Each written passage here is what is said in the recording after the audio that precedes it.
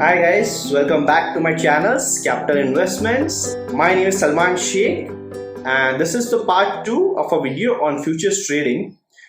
And in this video, I will be explaining leverage. In the previous video, I had given the introduction to futures trading and showed you how it evolved from forwards contract and how the futures trading was introduced to overcome the risks of forwards contract. Now the real question is, if you know or if your view is that the stock price should go upwards, why not just buy the stock in the spot market? Why to enter into a futures agreement? Well, the answer lies in leverage. A futures agreement requires a person to get into a digital agreement with a counterparty.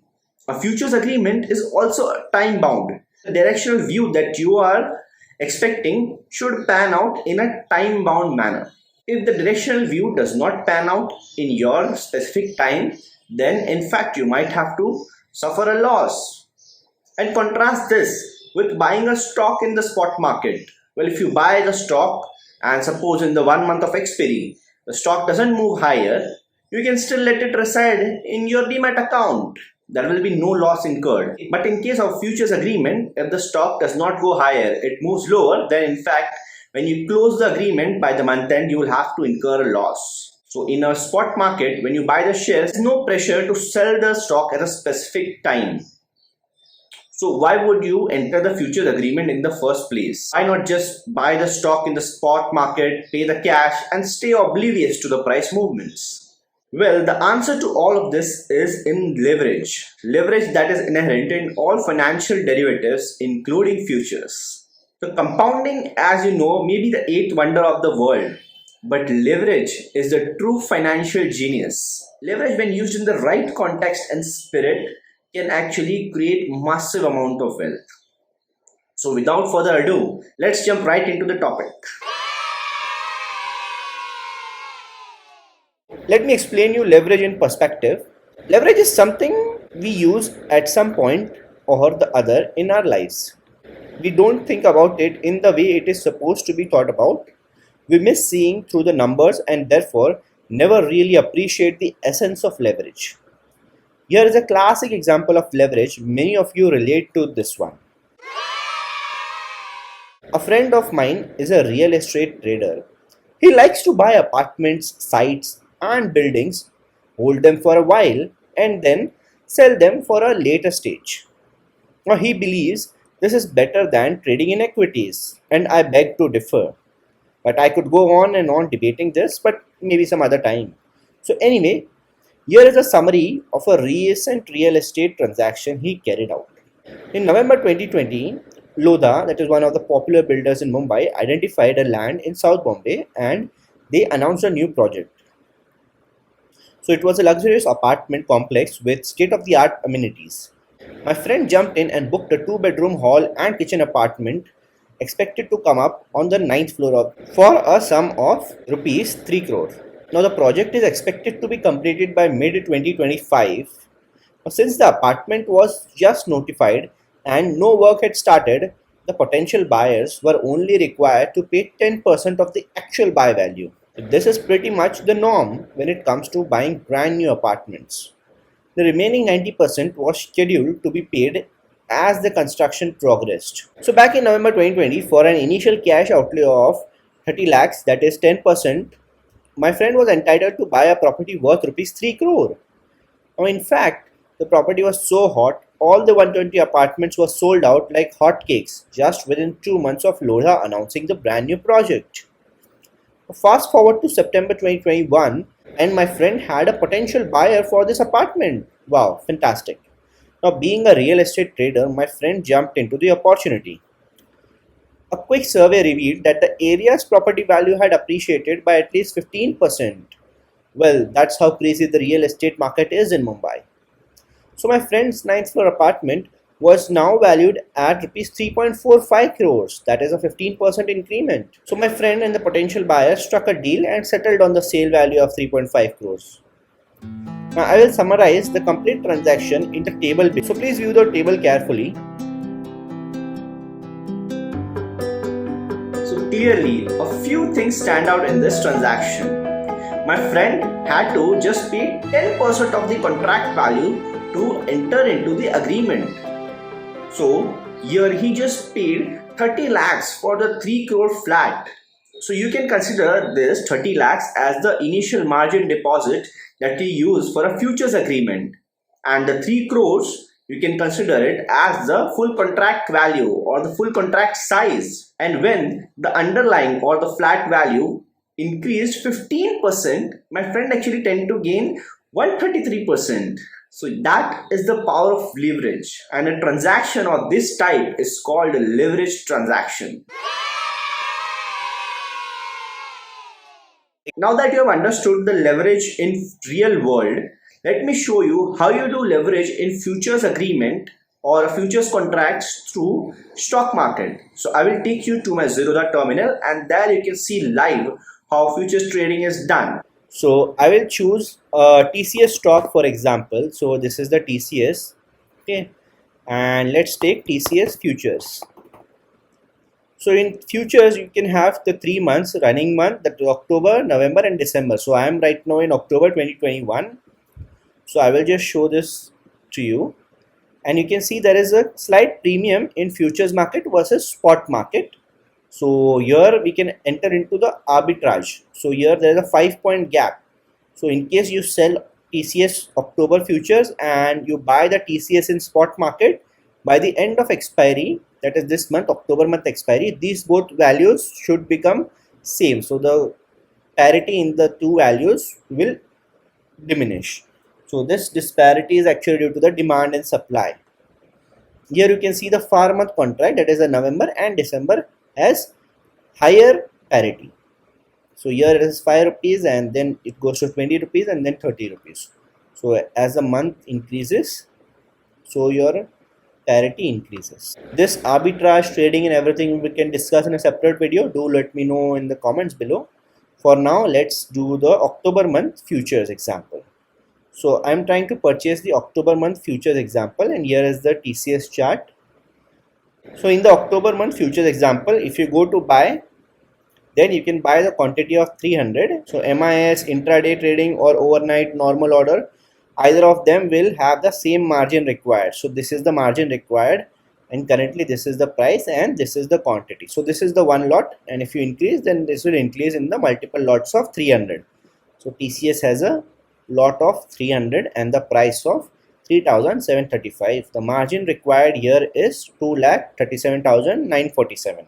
So here you can enter into a TCS futures trade with just 2,37,947 rupees. Whereas if you plan to buy TCS, so I'll just duplicate this tab. Now if you plan to buy 300 quantity of TCS, just look at this. So it is at the spot price. Now the contract size is actually 11,19,060 rupees. So this is the value that you would have to use. So in case you want to enter into a TCS trade and you want to purchase the TCS shares, then you will have to use 11,19,000. Whereas if you purchase the futures contract of the same amount, then it is only 2,37,000. So this is called a highly leveraged trade. So only around 20% of the value you can take this trade. So here maybe approximately 5 times leverage is you are being provided. So definitely this value does not remain same for every other script. So if you choose Reliance or if you choose Nifty or anything like that, then this value will clearly change. So I'll just show you another Reliance as well in a futures. So let's just take October future of Reliance, and I will just show you as a buy, and you can see it's only 1,41,000. So here you can check out all the things, and you do not need to memorize any formulas or anything. You can have it, you can open any account with broker for free, and you can check the margin anywhere. So everything is given clearly over here. So there is no formulas needed to do this thing. Although there are formulas you can check out online, but all these things are not practically utilized in a day-to-day. Practically you can just go and try to put a sell order and check the margin required live, because this also changes live.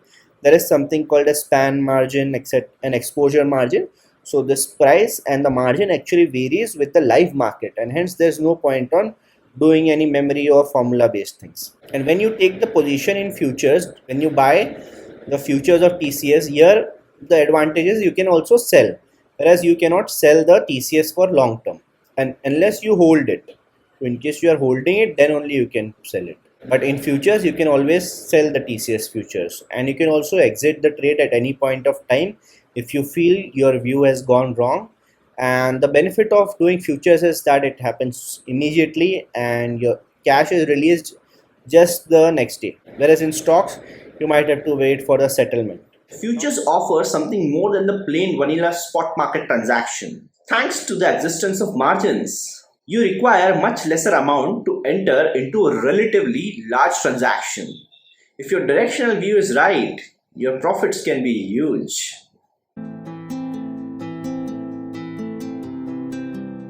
So we can take positions much bigger than the capital available. This is called leverage.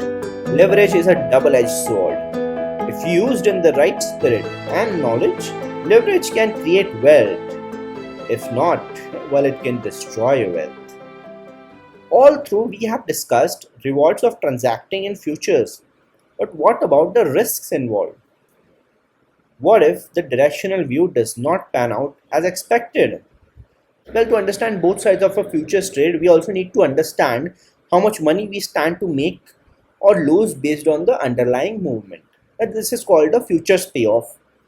So higher the leverage, higher is the risk. The futures has a linear payoff chart similar to the underlying stock. P&L will also be similar to as if you are transacting with the actual full value of the contract size. It's just that you have the leverage to deposit only certain percentage of the total contract value to actually take that positions.